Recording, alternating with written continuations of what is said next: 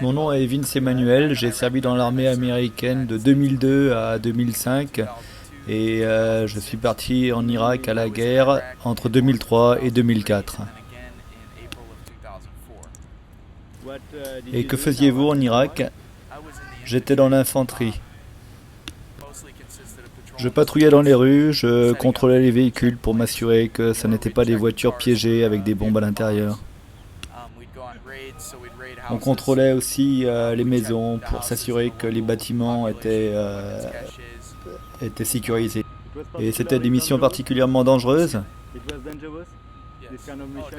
Ah oui, absolument, c'était dangereux. À chaque fois que nous quittions la base, nous ne pouvions pas être en sécurité. Il y avait des tirs de mortier en permanence.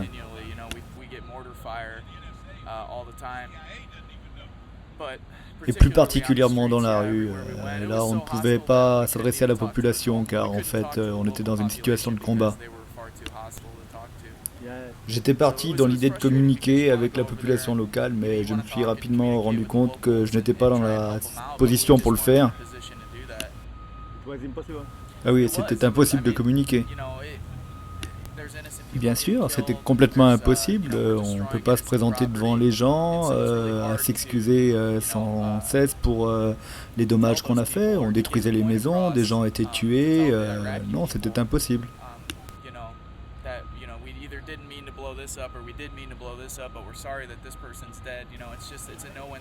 On ne peut pas imaginer le nombre d'ennemis qu'on s'est créé en agissant de la sorte, en détruisant tout sur notre passage. Et avant la guerre, pourquoi vous étiez-vous enrôlé dans l'armée? Quand je me suis engagé, c'était juste après les attentats du 11 septembre et à ce moment-là, je voulais vraiment rentrer dans l'armée et défendre mon pays. En plus, je suis originaire de la classe moyenne et on n'avait pas vraiment l'argent pour payer des études à l'université, donc l'armée c'était aussi une bonne solution, je n'avais pas tellement d'autres choix.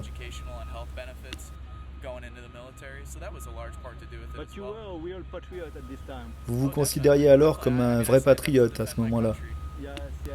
Ah oui, oui, définitivement, à ce moment-là, tous les gars qui étaient avec moi venaient là pour la même raison, pour défendre le pays après les attentats du 11 septembre.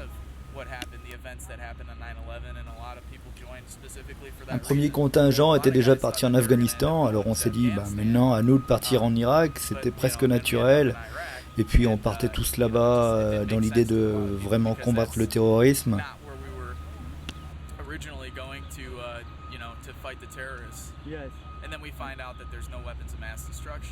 Et puis ensuite, on a compris qu'il n'y avait pas d'armes de destruction massive, qu'il n'y avait pas vraiment de lien entre Saddam Hussein et Al-Qaïda. Et maintenant qu'on sait tout ça, 5 années après, ben, la guerre continue. Et bien qu'on sache maintenant que finalement l'Irak n'a jamais été menaçante pour les États-Unis, ben, autant les démocrates que les républicains continuent à vouloir conserver des troupes en Irak. Et le problème fondamental dans tout ça, c'est que la majorité des gens dans ce pays continuent de ne pas comprendre que la source de toutes ces violences, c'est finalement l'occupation des Américains dans les pays étrangers. La seule chose dont nous ayons besoin aujourd'hui, c'est en fait de quitter ce pays, de libérer l'Irak, que les Irakiens soient maîtres dans leur pays et que leur pays ne soit plus occupé. Finalement, selon vous, cette guerre a été une erreur depuis le début. Bien sûr, il n'y avait aucune raison d'aller en Irak, c'était une erreur depuis le début et 5 ans après, on continue à discuter sur cette même erreur.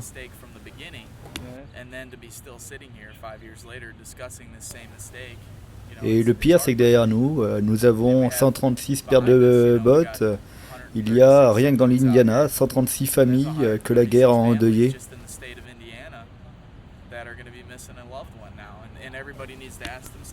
Et ils peuvent se poser la question maintenant de savoir, mais pourquoi est-ce qu'ils ont perdu quelqu'un qu'ils aimaient? Nous sommes là pour nous souvenir de ces gens, pour honorer le sacrifice qu'ils ont fait et surtout pour que ce genre de choses ne se renouvelle plus.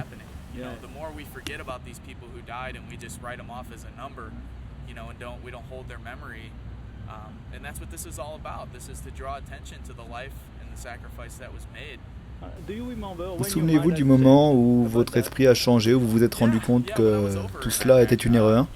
Oh oui, quand j'en avais marre en Irak, quand j'ai compris que ça ne menait à rien, que tout ce que nous avions à faire, c'était de pointer une arme sur la population locale et voilà. Nous n'étions vraiment pas là-bas pour les libérer. Ah oui, en regardant derrière, on peut vraiment voir qu'on n'est pas du tout allé les aider. On a provoqué rien d'autre que des destructions là-bas.